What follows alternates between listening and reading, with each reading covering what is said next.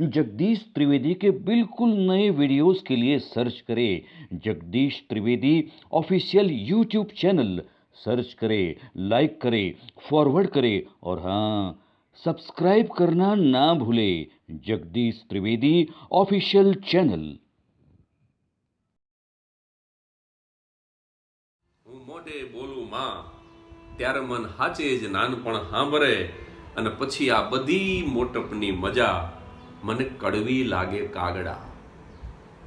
જે ઉપમાથી પર છે એનું નામ માં છે. બધાને ઉપમા આપી શકાય પણ માને ઉપમા ન આપી શકાય. તમામ ઉપમા જેની પાસે ટૂંકી પડે, વામણી લાગે, એનું નામ માં. કદાચ આપણને વિચાર આવે કે મારી જનેતાને મારે પુષ્પની ઉપમા આપવી છે કે મારી માં ફૂલ જેવી સુવાસિત છે, પુષ્પ જેવી મૃદુ છે, સુમન જેવી કોમળ છે.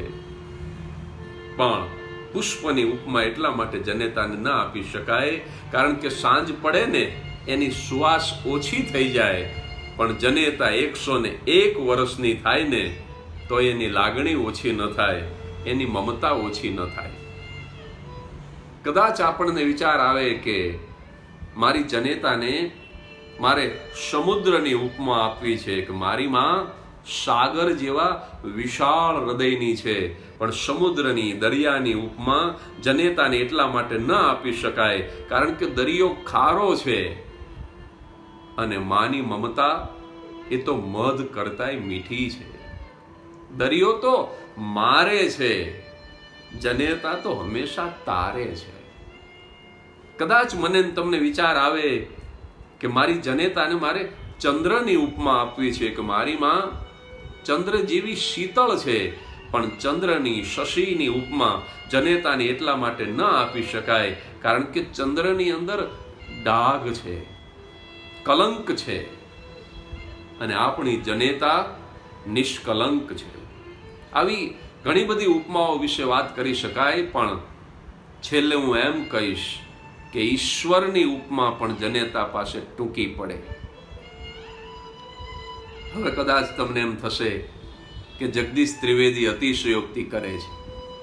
ઈશ્વર કરતા પણ માં કેવી રીતે ચડિયાતી હોઈ શકે? કારણ કે માને બનાવે છે તો ઈશ્વર.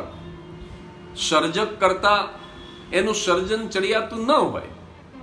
પણ હું મારી જવાબદારી સાથે બોલ્યો છું એટલે સાબિત પણ કરી દઉં કે ઈશ્વર કરતા પણ જનેતા એટલા માટે ચડિયાતી છે કારણ કે ઈશ્વર સુખ અને દુઃખ બેય આપે, પણ મારી તમારી માં એ દુઃખ પોતાની પાસે રાખે અને કેવળ સુખ આપે. એટલા માટે mother is better than God. ઈશ્વર કરતા પણ ચડિયાતું કોઈ તત્વ હોય તો એ મારી તમારી માં છે. ઈશ્વર તો ક્યારેક કોરોના પણ આપે, પણ મારી તમારી માં એ કોરોના નહીં, કેવળ કરુણા આપે. એને ઈશ્વરે કોરોના આપ્યો હોય તો પણ જનેતા તો પોતાના સંતાનોને કેવળ કરુણા જ આપે. એનું નામ માં. આખા જગતની માતાને હું વંદન કરું છું.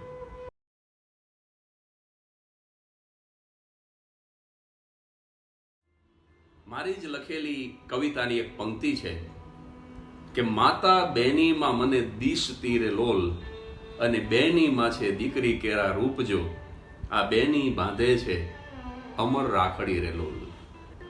ન કરે નારાયણને જો માં મરી ગઈ હોય અને મોટી બેન હયાત હોય તો મોટી બેન તમારી માં જેવી બની જાય.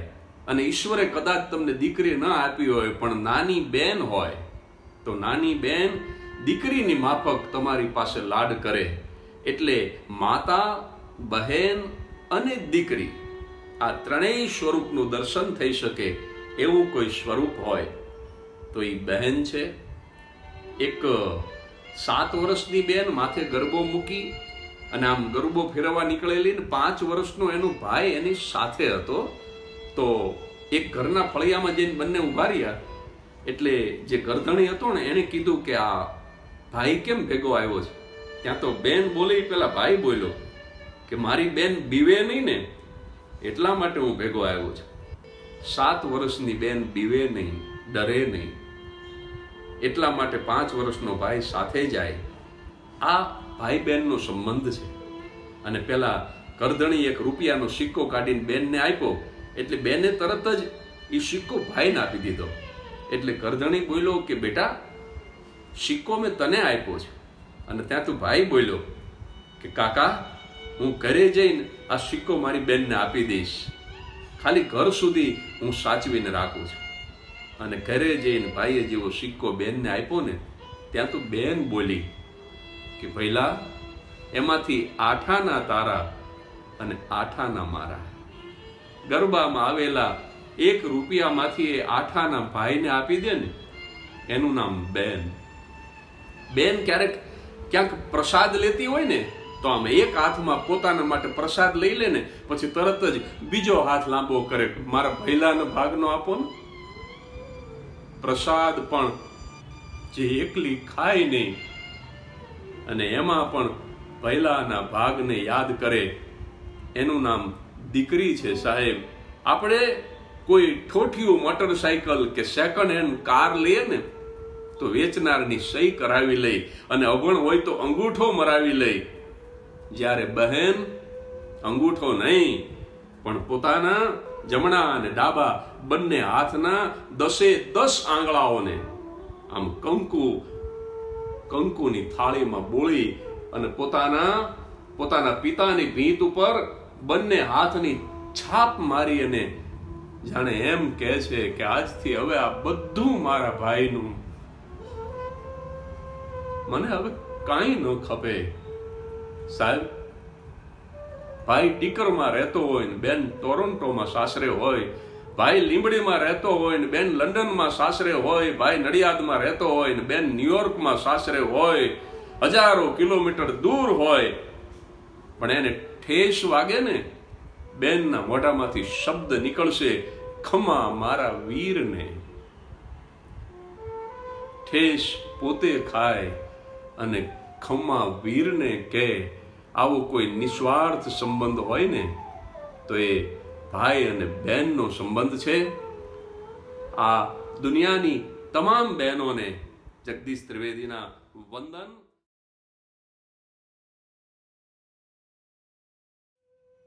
દીકરી વહાલનો દરિયો નામથી 3 કલાકના સ્વતંત્ર કાર્યક્રમો અનેક કર્યા છે.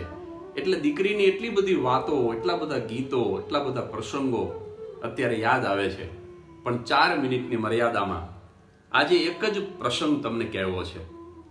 મારા કલાગુરુ શાહબુદ્દીન રાઠોડ સાહેબ પાસેથી સાંભળી આ વાત હું મારી શૈલીમાં રજૂ કરું છું. હું એમ કહું છું કે દીકરાની અવગણના નથી, દીકરાની ટીકા નથી, પરંતુ દીકરી એક એવું પાત્ર છે કે જે પોતાના પિતાને પોતે જીવતે હોય ત્યાં સુધી તો ક્યારેય રડવા ન જ દે, પરંતુ દીકરી મૃત્યુ પછી પણ પિતાને રડવા દેતી નથી.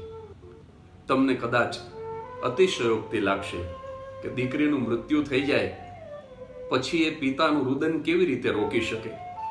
તો એક નાનકડો પ્રસંગ છે. એક ગામમાં એક બાપ અને દીકરી 2 રહેતા હતા. પરિવારમાં ત્રીજું કોઈ નહીં, સગા વાલા કોઈ નહીં. બાપ માટે દીકરી એની દુનિયા અને દીકરી માટે એનો બાપ એનું સર્વસ્વ. દીકરી કાલે મોટી થઈ જશે, પરણશે, એનો પોતાનો સંસાર વસાવશે એવી આશા સાથે બાપ જીવતો હતો. પણ ન જાણું જાનકી નાથે સવારે શું થવાનું છે. 3 જ દિવસના તાવમાં દીકરી ગુજરી ગઈ. પિતાની માથે આભ ફાટ્યું, એનો લાડ ખજાનો લૂંટાઈ ગયો. પછી તો દીકરીના મૃત્યુના આઘાતમાં એ બાપ સતત રડ્યા જ કરે, ન ખાય ન પીવે. અને એક દિવસ તરસ્યો અને ભૂખ્યો બાપ રડતા રડતા એને ઊંઘ આવી ગઈ. અને ઊંઘમાં એણે સપનું જોયું. સપનામાં શું જોયું? તો એની દીકરીની ઉંમરની 5-7 વર્ષની 20-25 દીકરીઓ પરીના પોશાકમાં, માથે હીરાનો મુગટ, અને આમ લાઈનસર ચાલી આવે, અને દરેક દીકરીના ડાબા હાથમાં જમણો હાથ અને જમણા હાથમાં એક સળગતી મીણબત્તી. બાપ ખૂબ રાજી થયો કે મારી દીકરીની ઉંમરની જ કેવી સરસ દીકરીઓ ચાલી આવે છે. અને એમાં અચાનક પિતાનું ધ્યાન ગયું તો એ દીકરીઓમાં એની પોતાની દીકરી પણ હતી. અને બાપ દોડ્યો અને જેવો દીકરીની નજીક પહોંચ્યો અને જોયું તો પોતાની દીકરીના હાથમાં જે મીણબત્તી હતી ને એ ઓલવાઈ ગયેલી હતી. બાપને બહુ આઘાત લાગ્યો કે બધી જ દીકરીઓની મીણબત્તી પ્રજ્વલિત અને મારી દીકરીની ઓલવાઈ ગયેલી. એટલે પિતાએ પોતાની પુત્રીને પૂછ્યું કે બેટા, તારી જ મીણબત્તી કેમ ઓલવાઈ ગઈ છે? અને ત્યારે સ્વર્ગસ્થ દીકરી પોતાના પિતાને સપનામાં જવાબ આપે છે કે પપ્પા, હું મારી મીણબત્તીને વારંવાર સળગાવું છું, પણ મારા મૃત્યુ પાછળ તમે સતત રડો છો ને. તમારા ઊના ઊના આહુડા મારી મીણબત્તીને ઓલવી નાખે છે. અને એક ક્ષણે જ એ બાપ સ્વપ્નમાંથી ઝબકીને જાગી ગયો. સ્થૂળ અર્થમાં તો જાગ્યો, પણ સૂક્ષ્મ અર્થમાં પણ જાગ્યો. અને એને પ્રતિજ્ઞા કરી કે મારી દીકરીની યાદમાં હું સત્કર્મ કરીશ, હું દાન ધર્માદો કરીશ, પરંતુ હવે ક્યારેય રડીશ નહીં. અને એટલે મેં કહ્યું મિત્રો કે દીકરી બાપને જીવતે જીવતો ન રડવા દે, પણ પોતાના મૃત્યુ પછી પણ ન રડવા દે. એનું નામ દીકરી છે.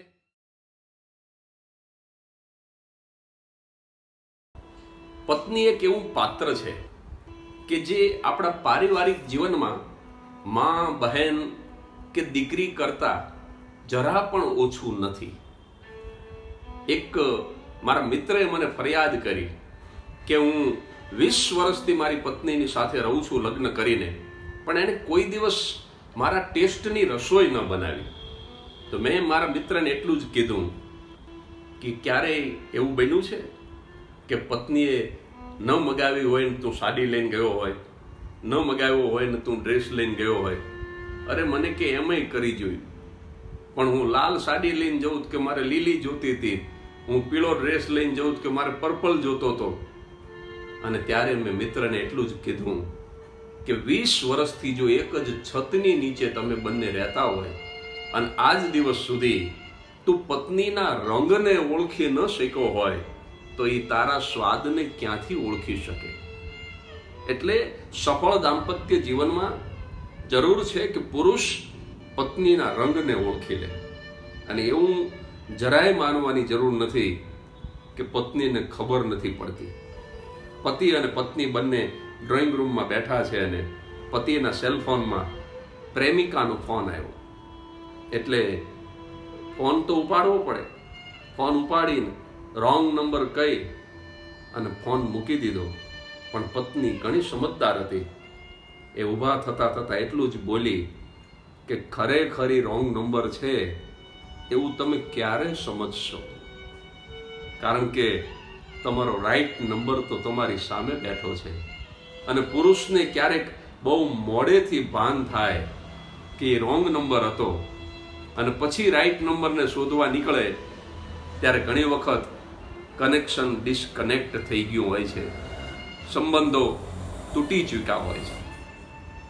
ભગવાન બુદ્ધ વર્ષો પછી મહાવિનિષ્ક્રમણ કર્યા પછી અમુક વર્ષો પછી પોતાના જ આંગણામાં પોતાના જ ઘરે આવી અને પોતાની પત્ની યશોધરાને મૈયા કહી અને જ્યારે ભિક્ષા માગે છે ત્યારે ચાંદીના પતરા જેવા સફેદ વાળ છે.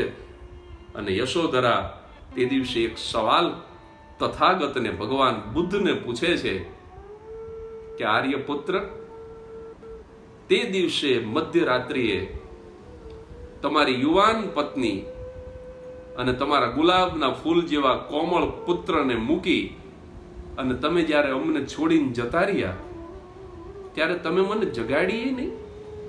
અને ત્યારે ભગવાન બુદ્ધ કહે છે કે સંન્યાસીને એના પૂર્વાશ્રમની યાદ ન અપાવો. અને ત્યારે એક પત્નીની શું તાકાત હોઈ શકે? યશોધરા તો રજપૂતાણી હતા, ક્ષત્રિયાણી હતા, એણે બહુ સરસ જવાબ આપ્યો કે એવું ન માનશો કે કદાચ જો તમે મને જગાડી હોત તો હું રોવા માંડી હોત, હું કાકલુદી કરવા માંડી હોત, તમારા પગ પકડી લીધા હોત, પણ એટલા માટે હું તમને કહું છું કે ઈ મધ્યરાત્રિએ જો મને તમે જગાડી હોત ને તો હું ક્ષત્રિયાણી છું, આ ભિક્ષા હું તમને ત્યારે ને ત્યારે આપી દેત, તમારે આજ વર્ષો પછી ભિક્ષા માટે ધક્કો ન થાત, હું તમને શુભકામના આપી દેત. આ પત્ની છે સાહેબ, આ પત્નીની તાકાત છે. અને જ્યારે પુરુષ પરદેશ જતો હોય, લાંબા સમય માટે કમાવા જતો હોય અને પત્નીને પૂછે ને કે હું જ્યારે પાછો આવું ત્યારે તારા માટે શું લઈ આવું, અને ત્યારે આદર્શ પત્નીનો જવાબ એક જ હોય છે કે આવો ને આવો દેહ લાવજો, અને આવો ને આવો નેહ લાવજો, આવો ને આવો પ્રેમ લાવજો. એટલે આ અર્ધાંગિની છે, આ પત્ની છે.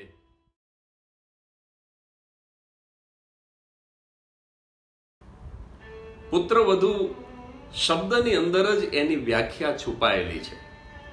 જે પુત્ર કરતા પણ વધુ છે એ પુત્રવધુ છે. તમે જુઓ, આપણા ઘરે જે પુત્રવધુ બનીને આવી છે એ પોતાના પિયરમાં 20, 22 કે 25 વર્ષ સુધી ઉછળ કૂદ કરીને મોટી થઈ હોય, લાડ અને કોડથી ઉછરી હોય. એના પિતા પોતાની જરૂરિયાતો ઉપર કાપ મૂકીને પણ પોતાના વાલના દરિયાની પોતાની દીકરીની તમામ જરૂરિયાતને પૂરી કરતા હોય. એની માતા પોતાની પુત્રી પાણી માગે અને દૂધ હાજર કરતા હોય. આવા મા બાપ, ભાઈ બહેન, સગાવાલા આ સૌને છોડીને આપણા ઘરની પુત્રવધુ અજાણ્યા મલકમાં, અજાણ્યા માણસોની વચ્ચે, અજાણ્યા વેધરમાં, અને ક્યારેક તો ભાષા પણ અજાણી બોલાતી હોય ત્યાં, ટૂંકામાં તમામ પોતાનાને છોડી અને તમામ પારકાઓની વચ્ચે દૂધમાં સાકર ભળે એમ ભળી જાય.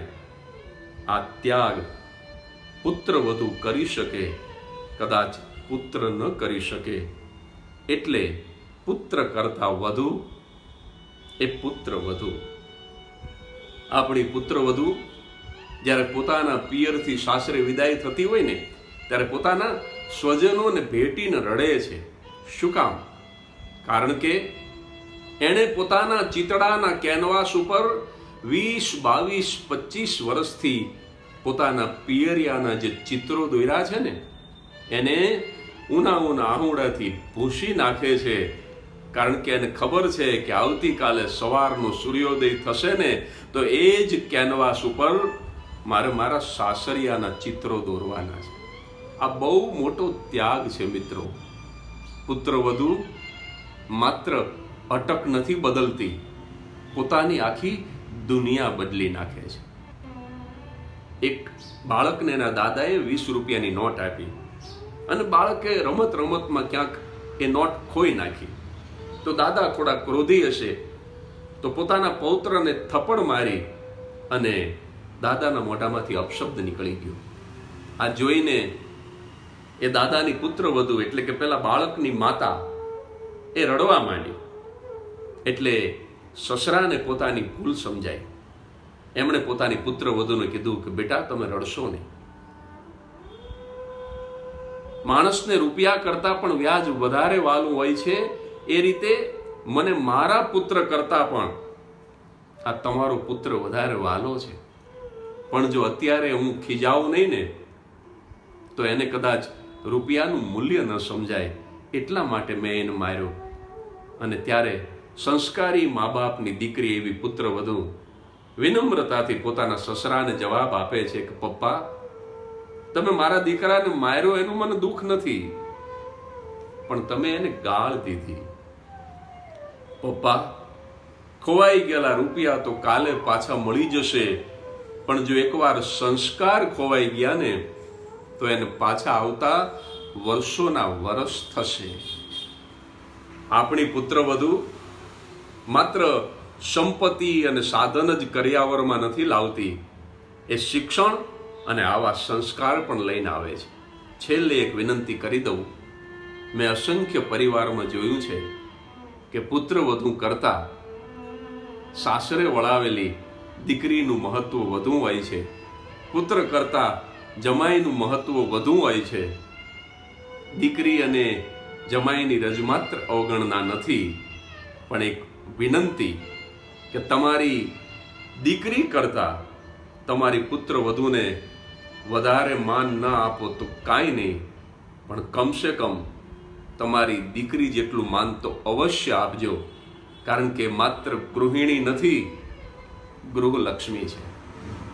જય માતાજી.